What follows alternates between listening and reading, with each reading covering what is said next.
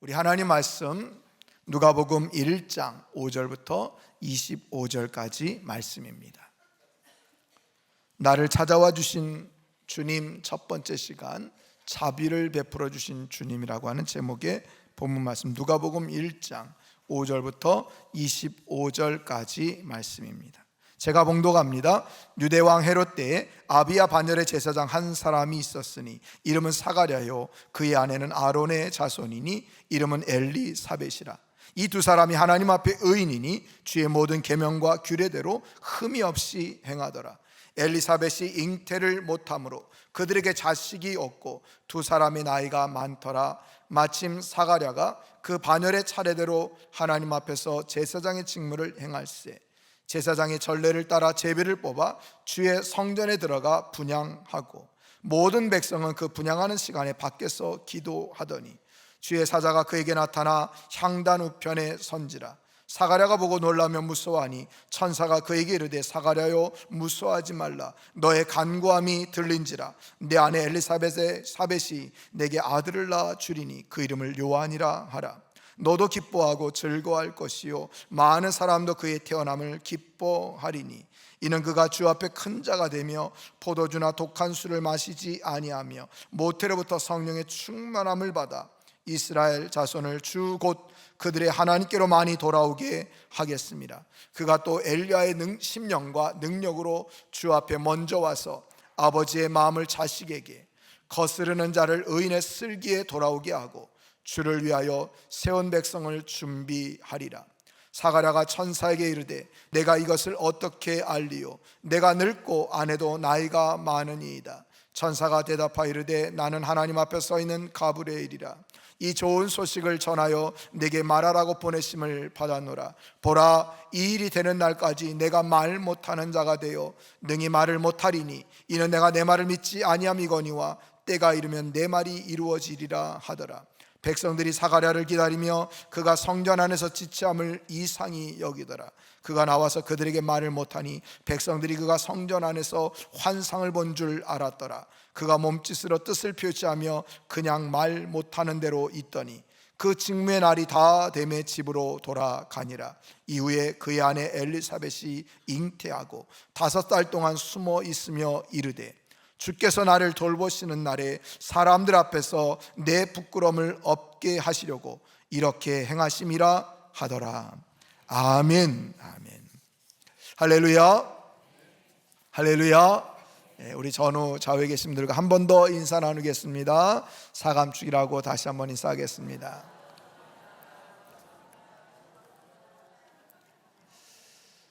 모두 사랑하고 감사하고 축복합니다. 자, 오늘은 설교를 문제로 내는 것을, 퀴즈를 내면서 시작하려고 합니다. 네 문제를 내겠습니다. 정답을 아시는 분은 구두로 표현하시면 됩니다.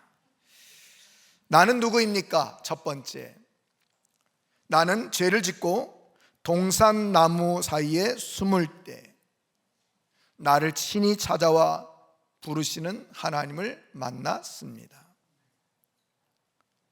난 인간의 최초 사람, 최초의 인간. 맞았습니다. 두 번째, 나는 누구입니까? 두 번이나 친히 찾아와서 만나 주셨고 위로해 주셨습니다. 나의 여주인 사라의 관계로 인하여 나를 살피시는 하나님을 경험하게 됩니다. 나는 누구일까요? 하갈입니다.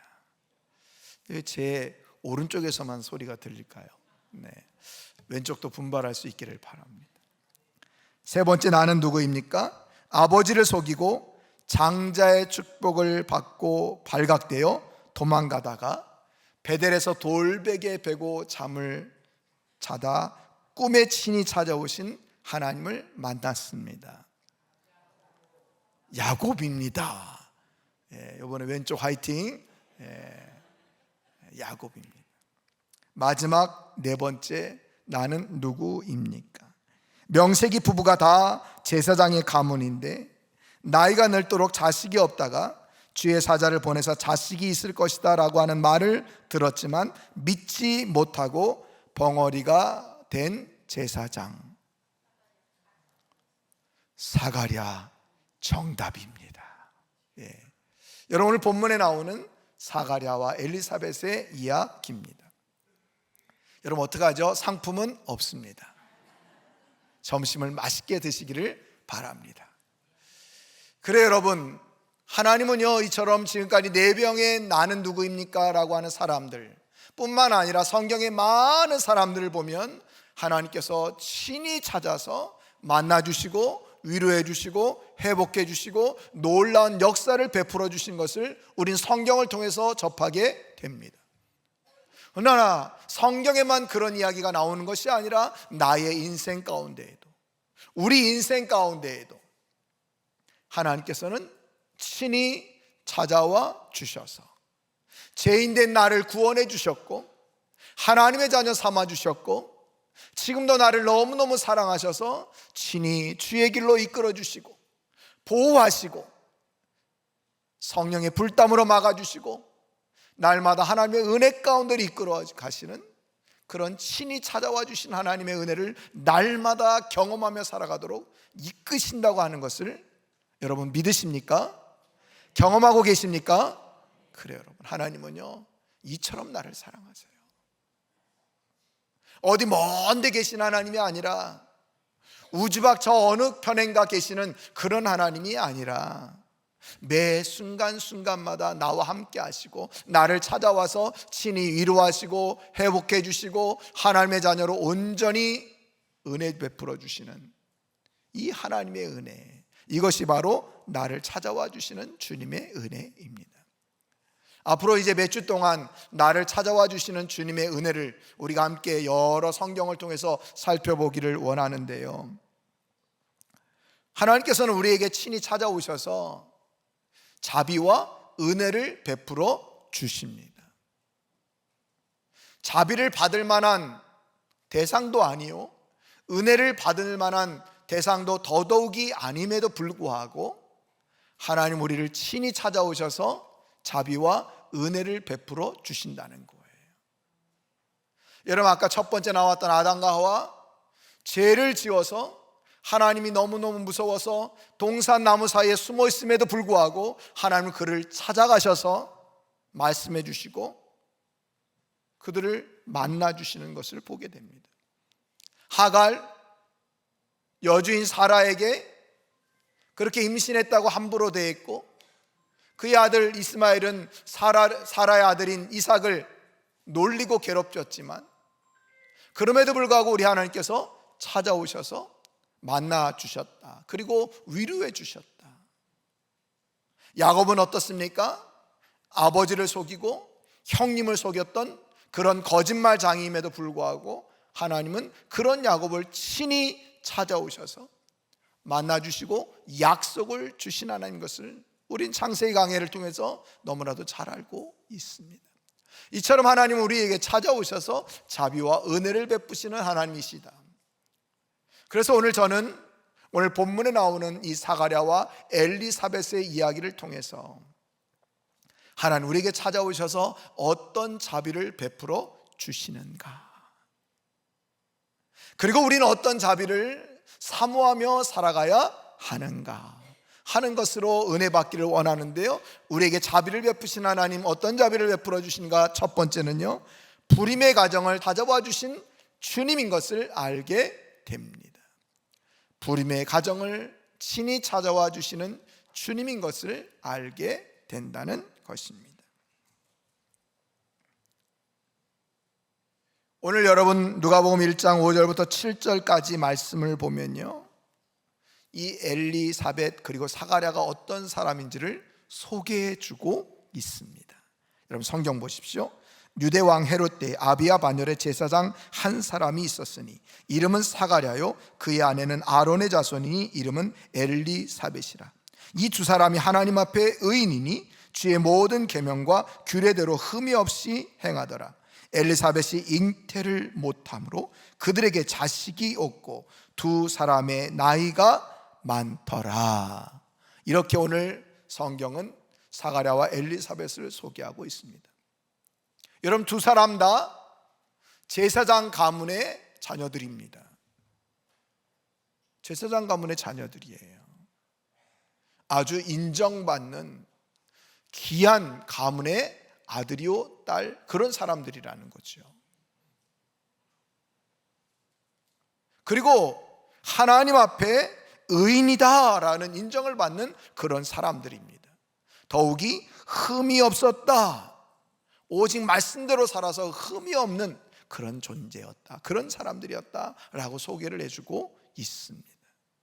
그러나 안타깝게도 7절은 뭐라고 얘기합니까? 엘리사벳이 잉태를 못함으로 그들에게 자식이 없었다 라고 얘기를 합니다. 여러분, 당시의 유대사회에 자식이 없다고 하는 것은요, 하나님의 은혜를 받지 못한 자 또는 가정이라고 하는 손가락질을 받았습니다. 하나님께서 돌보시지 않는 가정 또는 그런 사람이라고, 그런 여인이라고 손가락질하고 그렇게 인정을 하고 살았던, 그런 것을 받았던 그런 자가 바로 불임의 가정이요, 불임의 여성이었다는 거예요. 한마디로 뭐라고요? 하나님께 부정했다. 하나님께 어찌 보면 정죄를 받은 것이다, 이런 표현이 딱 맞는 그런 말들을 했다는 것이죠. 근데 오늘 성경은 뭐라고 얘기합니까? 하나님께 의인이었대요. 하나님 앞에 완전한 자라고 얘기를 합니다. 그럼에도 불구하고 왜 불임의 상태가 되었을까? 더 안타까운 것은, 더 큰 문제는 뭡니까? 오늘 7절 맨 마지막은 뭐라고 얘기합니까? 두 사람의, 한 사람만이 아니라 두 사람의 나이가 어떻더라? 많더라, 많더라라고 얘기를 합니다. 여러분, 오늘 누가복음 1장 5절부터 25절까지 읽다가 여러분, 우리 많은 인물들이 막 떠오르지 않습니까? 이 상황은 마치 아브라함과 사라의 이야기가 떠오르네. 두 사람의 나이가 많더라. 마저 아브라함과 사라도 나이가 많았지.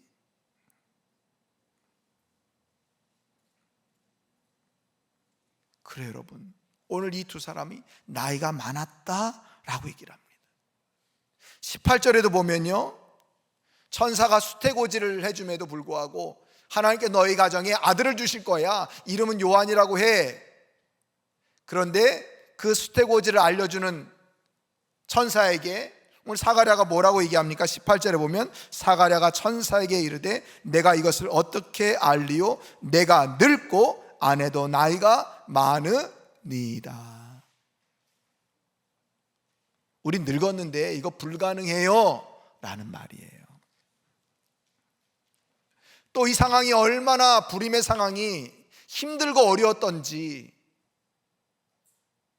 오늘 엘리사벳이 25절에 뭐라고 고백합니까? 주께서 나를 돌보시는 날에 사람들 앞에서 내 부끄러움을 없게 하시려고.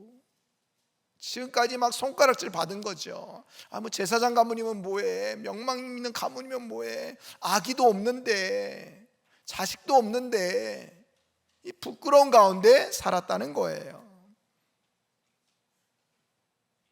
또 누가복음 1장 36절에 보면 오늘 가브리엘 천사가 마리아에게도 예수님이 탄생할 것을, 임신할 것을 수태고지해 주는데 거기서도 이 엘리사벳 이야기를 해줍니다. 1장 36절, 누가복음 1장 36절 이렇게 얘기합니다. 보라, 내 친족 엘리사벳도 늙어서 아들을 배었느니라. 본래 임신하지 못한다고 알려진 이가 이미 6달이 되었나니 라고 얘기를 합니다. 이 엘리사벳은요, 늙어서 아들을 배웠다는 거예요. 늙어서 아들을 배웠대요. 이게 말만 나이가 많았다라 얘기가 아니라 사람이 보아도, 하나님 입장에서 보아도 나이가 많았다라고 얘기를 하는 거예요. 또 자타가 공인하는 본래 임신하지 못한다고 알려진 사람이다. 엘리사벳도 사가랴도 주변의 많은 이웃들도 저 사람은 임신하지 못해.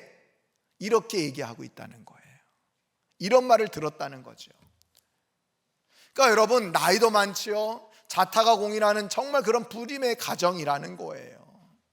뭐 좀 젊으면 소망이라도 있을 텐데 나이가 많아서 이제 더 이상 소망도 희망도 없는 그런 절망의 상황이라는 거지요. 그런데 하나님께서 이런 절망적인 상황 가운데 있는 이 부림의 가정에 주의 사자를 보내사 아들을 낳을 것이요 이름을 요한이라 하라 라고 선언해 주십니다. 할렐루야, 할렐루야. 정말 요한을 안게 됩니다. 여러분, 부림이라는 것은요, 성경에 굉장한 중요한 어떤 주제로 나옵니다. 창세기서부터 계속해서 부림의 이야기가 나옵니다. 우리가 잘 아는 아브라함과 사라가 그렇고요, 뭐 이삭도 한 결혼하고 20년 동안 자식이 없지 않았습니까? 성경에 보면 이 부림이라고 하는 내용들이 굉장히 많이 나오는데요, 그때마다 어떻게 해요? 하나님이 친히 찾아오셔서 부림의 가정에 은혜를 베푸시는 것을 보게 됩니다. 여러분, 하나님은요, 우리들의 삶 가운데에도 이렇게 친히 찾아와서 은혜를 베푸신 하나님인 것을 여러분 꼭 기억할 수 있기를 바랍니다. 여러분, 부림이라는 것이 단순히 임신하지 못한다, 여러분 이런 뜻만 있는 것이 아니라 결실하지 못한다, 열매가 없는 인생이다, 이렇게도 말할 수 있지 않습니까? 어찌 보면 여러분, 우리가 열심히 살았음에도 불구하고 우리가 열매 없는 그런 삶, 그런 모습을 맞이할 때가 있지 않습니까? 어떤 자녀들은 열심히 공부했는데 좋은 성적, 좋은 어떤 결과를 받아들이지 못하는 그런 학생들도 있지 않습니까? 공부를 안 했다면 모르는데 열심히 나름 했는데 성적이 좋지 않아요? 점수가 원하는 대로 안 나와요? 이런 일들이 우리 장년에게도 있지 않습니까? 열심히 하나님 믿는다고 믿었는데 되는 일이 없어요. 삶의 열매가 없어요. 그럴 때 여러분, 우리 낭망하고 절망하지 않습니까? 그런데 여러분, 하나님께서는 그런 우리를 친히 찾아오셔서 소망과 희망과 은혜를 베풀어 주신다는 것을 여러분 꼭 기억할 수 있기를 바랍니다. 오늘 이 사가랴와 엘리사벳은요, 또 한 가지 절망의 상황이 있었는데 그것이 무엇이냐? 바로 기도응답의 절망이었습니다. 오랫동안 기도하지 않았겠습니까? 아까도 얘기했던 것처럼 나이가 많아 늙을 때까지 아마 기도했을 겁니다. 오랫동안 기도했겠지요. 그런데 자식이 없습니다. 정말 여러분, 또 영적인 삶 가운데 기도 응답이 없는 것, 이거 너무너무 답답하고 힘든 상황 아닙니까? 아마 우리 성도님 가운데도 오랜 시간 기도했는데 응답이 없는 그런 분들도 계실 겁니다. 오랜 시간 하나님 앞에 간구하고 부르짖음에도 불구하고 응답이 속히 없어서 답답해 하시고, 정말 내가 하나님의 자녀가 맞는가? 하나님 나를 사랑하시는 게 맞나? 이런 생각이 들 정도로 힘들고 어려운 상태에 계시는 분들도 계실 겁니다. 아니, 우리가 앞으로 계속 신앙생활 할 때 이렇게 기도 응답이 더딜 때가 많이 있다는 겁니다. 그럼에도 불구하고 여러분, 낙심하지 마십시오. 절망하지 마십시오. 오늘 이 사가랴와 엘리사벳은 얼마나 수치스러웠겠습니까? 아까도 얘기했던 것처럼 제사장 가문의 후예들입니다. 그가 제사장의 직무를 감당할 때마다 본인 스스로도 얼마나 답답했겠습니까? 내가 정말 하나님의 은혜를 받은 사람 맞는가? 내가 이러고도 제사장의 직무를 감당하는 게 맞을까? 또 주변 사람들이 수덕수덕 하지 않았겠습니까?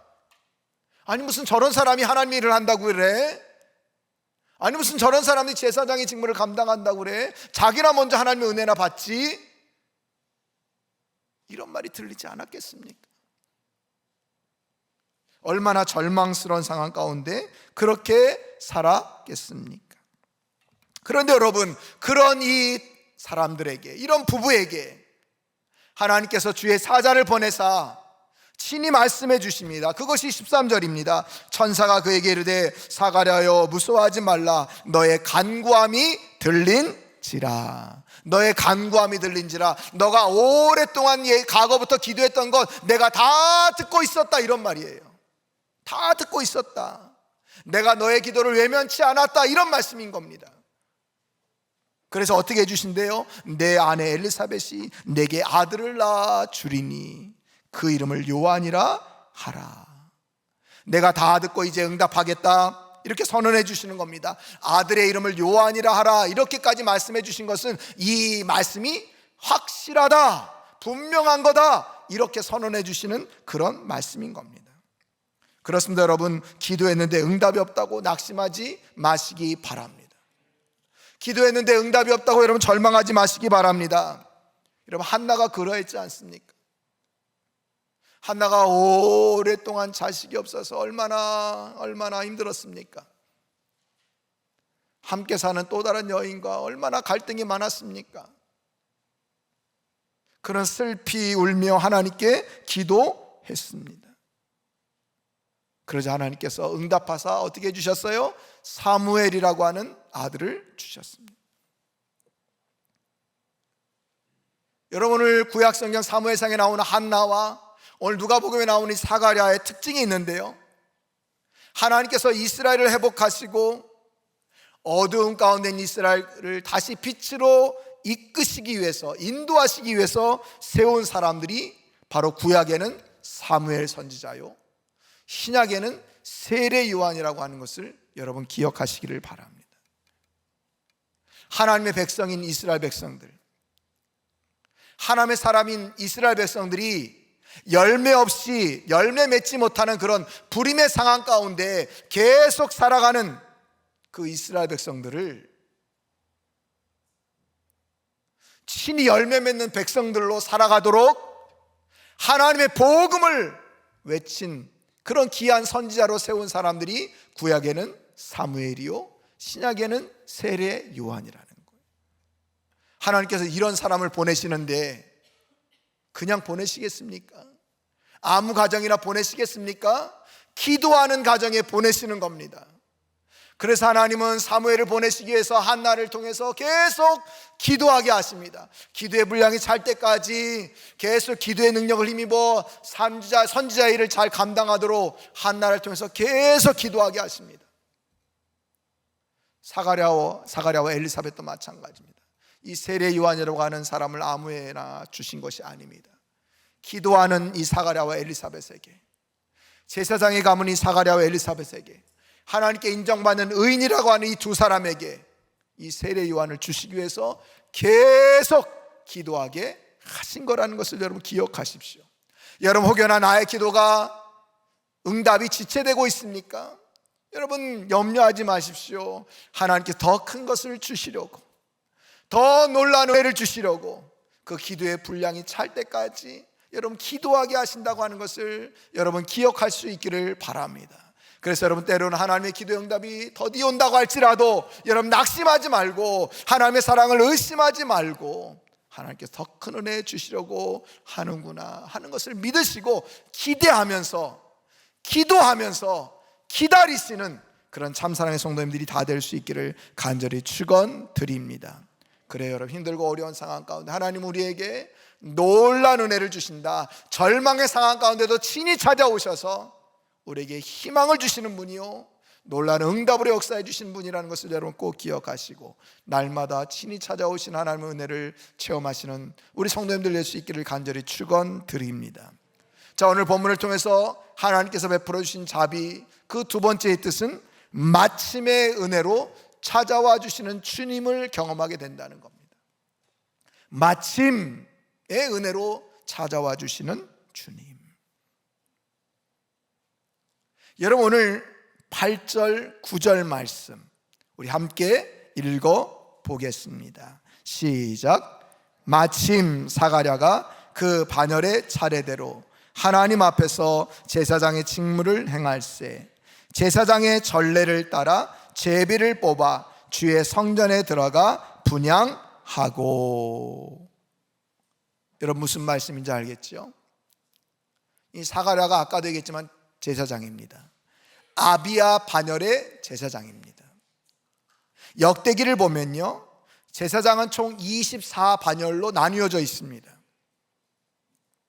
이들은 1년에 2차례 한 일주일 정도 성전에 가서 봉사를 하는 그런 직무를 맡았습니다. 이게 제사장이 하는 일들입니다. 자, 그렇게 1년에 2번 일주일 성전에 가서 봉사를 하는데요, 이 지성소와 성소에 들어가는 것은 그 반열에 해당되는 제사장들이 다 함께 모여서 제비를 뽑습니다. 그래서 제비 뽑힌 사람이 지성소와 성소에 들어갈 수 있는 자격을 얻는 겁니다. 그러니 여러분, 24반열 중에 1년에 2번 그렇게 제사장 반열이 들어가서 이렇게 섬기는 거예요. 오늘 같은 경우에는 아비야 반열의 순서가 된 거죠. 그런데 여러분, 아비야 반열 중에 제비를 뽑았는데 누가 선택됐다고요? 사가랴가 선택이 됐다는 거예요. 그래서 사가랴가 지성소와 성소 안에 들어가서 그 모든 것을 봉사하는 그 직무를 맡은 거죠. 여러분, 이것이 참 놀라운 마침의 은혜입니다. 어떻게 많고 많은 시간 가운데, 많고 많은 제사장의 섬김의 시간 가운데 어떻게 하필이면 마침 아비야 반열이 선택이 되었고, 어떻게 마침 이 사가랴가 선택이 되어서 주의 성전 안에 들어갈 수 있었을까요? 그리고 사가랴가 섬기는 그 마침 하나님께서 보내신 주의 사자 천사 가브리엘이 찾아와서 이 사가랴를 만나서 수태고지를 알려주고 있을까요? 여러분, 참 놀랍지 않습니까? 여러분, 이것이 우연히 된 것일까요?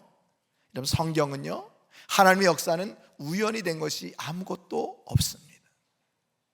다 하나님의 계획과 섭리 가운데, 하나님의 때와 시간 가운데 이 모든 것이 이끌어지고 인도함된다는 것을 여러분 꼭 기억할 수 있기를 바랍니다. 그래서 여러분, 오늘 그에게 놀라운 수태고지를 전하게 되고 사가랴가 이 소식을 듣게 되는 겁니다. 여러분, 저는 성경, 특별히 한글 성경에 나오는 이 마침이라고 하는 단어를 매우 좋아합니다.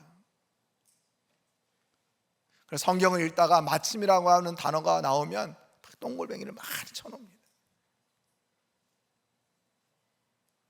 이 마침, 한글 단어의 뜻으로 얘기한다면 하나님의 때, 하나님의 시간에 정확하게, 이런 뜻으로 우리가 해석할 수 있겠지요. 근데 구약에 나오는 히브리어나 신약에 나오는 헬라어나 이 마침에는 그런 대단한 뜻이 있지는 않습니다. 앞뒤 상황을 바꿔주는 어떤 그러나, 그리고, 또는 지금, 또는 보라, 이런 뜻으로 사용되어지는 히브리어와 헬라인 것을 보게 됩니다. 근데 어찌 보면 한글 성경만 가지고 있는 마침의 은혜가 있는 것이지요.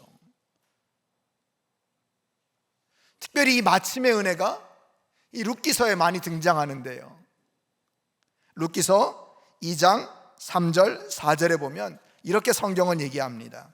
룻이 가서 베는 자를 따라 밭에서 이삭을 줍는데 우연히 엘리멜렉의 친족 보아스에게 속한 밭에 이르렀더라. 마침 보아스가 베들레헴에서부터 와서 베는 자들에게 이르되 여호와께서 너희와 함께 하시기를 원하노라 하니 그들이 대답하되 여호와께서 당신에게 복 주시기를 원하나이다 하니라. 여러분, 이게 무슨 배경인지 다 아실 거예요. 이 룻이 이제 밭에 가서 곡식 줍는, 이삭을 줍는 그런 일을 해야 되는데 마침 도착한 밭이 어디냐? 보아스의 밭입니다. 거기서 열심히 이삭 죽기를 하는 거예요. 그런데 그때 누가 왔어요? 마침 보아스가 와서 열심히 일하고 있는 이 룻을 보게 됩니다. 그래서 우리가 잘 아는 대로 결혼하게 되고 결국 다윗과 다윗의 후손을 낳는 그런 선조가 되지 않습니까? 여러분, 이것이 마침의 은혜예요. 하나님께서 마침 하나님의 시간에 정확하게 그렇게 일하고 있는 것을 보여주시는 것이죠. 신학의 경우도 있습니다. 누가복음에 있는데요, 누가복음 2장 27절에 보면 예수님을 만나려고 기다렸던 시몬이 있습니다. 시몬, 그가 아기 예수님을 기다리다가 만나게 되는데요, 누가복음 2장 27절은 이렇게 얘기합니다. 성령의 감동으로 성전에 들어가며 마침 부모가 율법의 관례대로 행하고자 하여 그 아기 예수를 데리고 오는지라. 시몬이 계속 구주를 기다리고 있었던 겁니다. 근데 성령께서 너 성전에 들어가서 빨리 봉사해라. 그래서 성전에 딱 들어갔는데 마침 관례대로 아기 예수님을 정결 예식을 하기 위해서 부모님과 함께 온 그 예수님을 만나게 되고 그 아기 예수님을 안고 축복하며 기도하는 것을 우리 너무나도 잘 알고 있습니다. 또 시몬 얘기가 끝나자마자 바로 누가복음 2장 38절에는 안나 여선지자 이야기가 나오는데요, 거기에도 보면 2장 38절에 이렇게 성경은 얘기합니다. 마침 이때 나와서 하나님께 감사하고 예루살렘의 속량을 바라는 모든 사람에게 그에 대하여 말하니라. 아멘. 아멘. 안나 여선지자도 금식하며 성전에서 살았던 어떻게 보면 그런 여인인데요, 하나님께서 마침 그 아기 예수님을 안나 여선지자도 만나게 되었다는 거예요. 자, 하나같이 이렇게 마침의 은혜를 하나님께 주시는 것을 보게 됩니다. 여러분, 마침은요 전적인 하나님의 은혜인 것을 알게 됩니다. 전적인 하나님의 은혜입니다. 그러나 여러분, 이 은혜는요 준비된 자의 것입니다. 어떻게 준비된 자의 것이냐? 하나님의 은혜를 소망하고 있는 자에게 하나님께서 마침의 은혜를 주십니다. 더 나아가서 하나님의 역사를 기다리며 기도하는 자에게 이 마침의 은혜를 주십니다. 더 나아가서 매 순간 철저히 하나님 말씀에 순종하며 살아가는 자에게 이 마침의 은혜를 주신다는 거예요. 오늘 시몬도 그랬고요, 안나 여선지자도 마찬가지입니다. 하나님께서 올라가라, 이 말씀에 순종하고 사모하며 기다리다가 아기 예수님을 만나게 되었습니다. 룻도 마찬가지죠. 사랑하는 성도 여러분, 우리도 이런 마침의 은혜를 날마다 체험하며 살아갈 수 있기를 간절히 축원드립니다. 간절히 축원드립니다. 저는 작년에 잠시 귀국하셨던 스리랑카의 김남수 선교사님의 간증을 잊을 수가 없습니다. 그분이 저에게 이런 간증을 했습니다. 연초에 이제 한국에 들어오려고 이제 휴가를 맞아서 또 안식월을 맞아서 쉬기 위해서 한국에 오려고 비행기 티켓을 끊어놨다는 겁니다.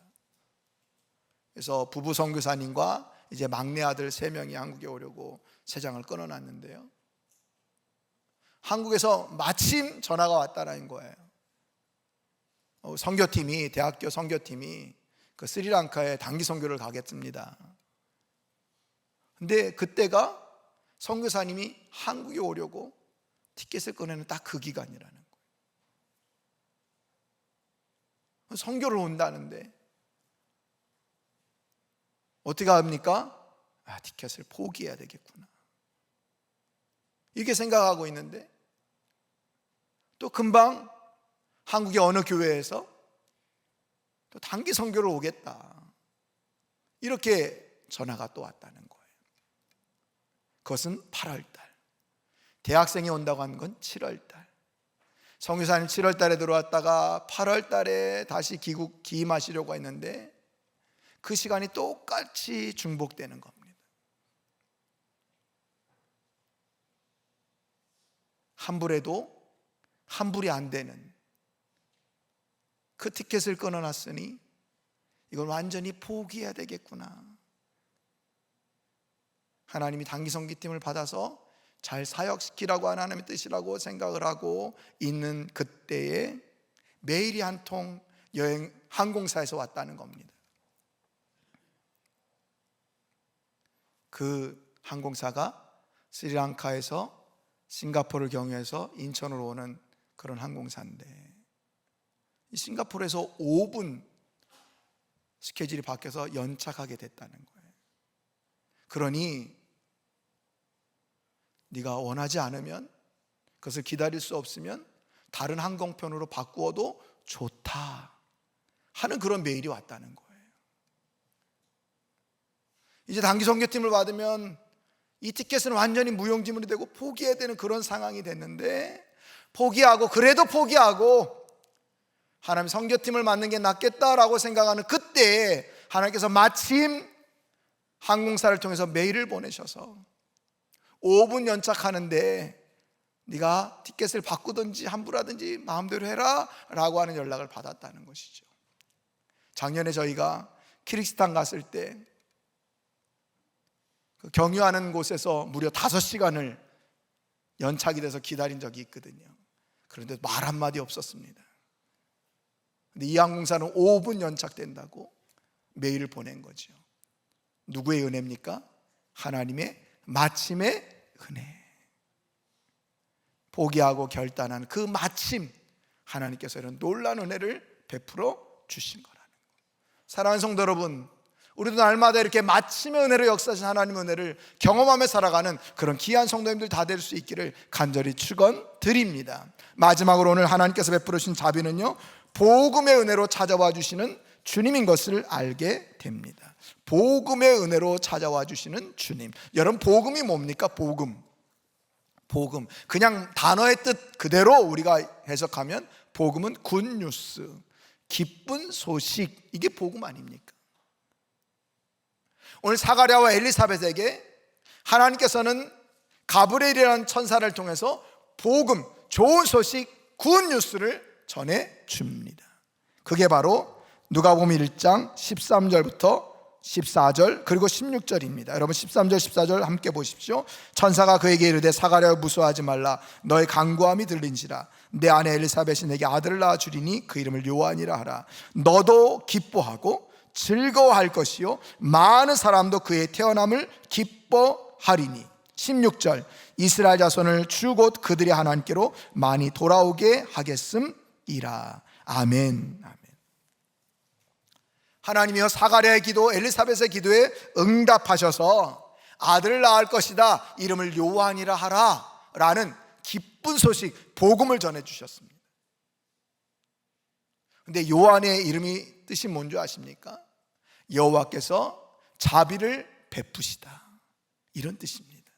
여호와께서 자비를 베푸신다. 요한을 통해서 너희 가정에게도 자비를 베풀고 은혜를 베풀지만 누구에게도, 이스라엘 백성들에게도 자비와 은혜를 베풀 것이다, 이런 이름의 뜻을 가지고 태어난 거예요. 여러분, 이것도 정말 놀라운 것이죠. 오늘 하나님께서는 주의 사자를 통해서 이렇게 그의 가정에 굿뉴스, 복음의 소식을 전해 줬습니다. 여러분, 이처럼 복음은요 사람을 위한 것입니다. 하나님은 우리에게 복음을 주셨어요. 누구를 위해서? 우리를 위해서. 이 복음을 듣고 예수 그리스도께서 우리의 구원자시라고 하는 이 복음, 이 기쁜 소식을 듣고 우리 모두 다 구원받고 하나님의 자녀가 되라고 이 좋은 소식을 주셨습니다. 할렐루야. 그래요 여러분, 이 복음은요 사람을 위한 것이에요. 누가복음이 참 재미나고 멋진 것은요, 누가복음 1장 처음을 시작하면서 나이 많이 늙도록 자녀가 없어서 소망도 없고 기쁨도 없고 즐거움도 없던 이 엘리사벳과 사가랴의 가정에 하나님께서 아기를 주심으로 그 가정에 무엇이 기쁨과 즐거움과 소망이 넘치는 가정이 되게 해 주셨다는 거예요. 바로 이어서 나오는 예수님의 수태고지는 또 어떻습니까? 예수님이 이 땅에 오셔서 우리 모두를 구원해 주시기 위한 진정한 구원자로 오실 것이다 라고 하는 그 기쁜 소식을 전해주지 않습니까? 누가복음은 이렇게 1장부터 우리에게 사람을 위한 복음을 전해주고 있다는 거예요. 오늘 하나님은 저와 여러분들에게도 복음을 전해주십니다. 주님 안에서 참 기쁨을 누려라.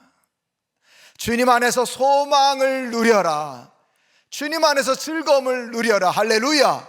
왜 그렇습니까? 우리가 지금까지 살펴봤던 것처럼 불임의 상황 가운데도 하나님은 우리에게 희망과 소망을 주시는 분이기에, 하나님은 어렵고 낭망 상황 가운데도 마침의 은혜를 통해서 하나님의 역사를 깨닫게 해주시기 때문에 하나님 우리에게 날마다 이렇게 즐거움과 기쁨과 소망을 주시는 분이기에 날마다 복음의 은혜를 누리며 살아가라고 명령하고 계시다는 겁니다. 사랑하는 성도 여러분, 정말 복음을 누리며 살아가고 있습니까?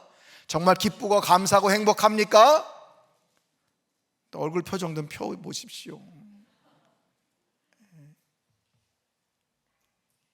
여러분,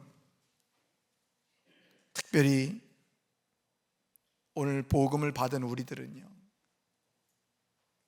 오늘 사가랴가 이 가브리엘 천사의 수태고지 소식을 듣고도 믿지 못하지 않습니까? 그래도 가브리엘 천사는 계속 얘기합니다. 아들 낳을 것이야. 요한이라고 해. 징조를 보여주세요. 그래? 너 이제 말 못하게 될 거야. 계속 알려줍니다. 그런 것처럼 복음을 믿지 못하는 사람들이 우리 주변에 너무 많이 있지 않습니까? 이렇게 기쁜 소식, 즐거움의 소식이 있음에도 불구하고 이 복음을 믿지 않는 자들이 우리 주변에 너무너무 많이 있다는 거예요. 그때 그런 자들을 어떻게 해야 됩니까? 냅둬 이렇게 살아가야 됩니까? 아니요. 오늘 우리도 가브리엘 천사처럼 계속해서 주의 복음을 전해주는 그런 성도로 살아가야 된다는 것을 여러분 꼭 기억할 수 있기를 바랍니다. 이게 복음을 받은 자들의 모습이 되어야 된다는 거예요. 혹여나 그들이 복음을 받지 않는 이유가 나 때문은 아닙니까? 내가 복음을 받았는데 즐거움도 없고 기쁨도 없고 감사도 없고 행복감도 누리지 못한 채 그렇게 어둡게 살아가는 나의 모습 때문에 내가 복음을 전해도 그들이 듣지 않고 믿지 않고 있는 것은 아닙니까? 나의 모습을 점검할 수 있기를 바랍니다. 이제 하나님은요, 우리에게 복음을 주셨고 날마다 기쁨과 감사함과 웃음을 잃지 않는 그런 삶을 살도록 역사해 주시고 계시다는 거예요. 할렐루야. 그러니 여러분 날마다 복음을 누리면서 살아가십시오. 그리고 많은 사람들에게, 복음을 믿지 않는 자들에게 복음의 소식을 계속해서 전하는 그런 성도님들이 다 될 수 있기를 간절히 축원드립니다. 오늘 말씀을 정리합니다. 하나님은요, 나를 친히 찾아와 주셨습니다. 그래서 불임과 같은 그런 상황, 열매 없는 이런 인생임에도 불구하고 나를 찾아오셔 소망 인생 되게 주셨습니다. 그리고 마침의 은혜로 하나님은 항상 놀라운 응답으로, 놀라운 이적으로 우리에게 역사해 주신 그런 하나님인 것을 우리는 경험하고 있습니다. 더 나아가 복음을 주셔서 기쁨과 감사와 행복과 즐거움을 누리며 살아가도록 그렇게 이끄시는 분이라는 것을 여러분 꼭 기억하며 살아갈 수 있기를 바랍니다. 나를 찾아와 주셔서 이 놀라운 은혜를 베푸신 하나님을 여러분 지금 경험하고 있습니까? 날마다 매 순간마다 이 주님을 경험하며 기쁨과 감사함 가운데 살아가는 우리 참사랑의 모든 성도님들 다 될 수 있기를 간절히 축원드립니다.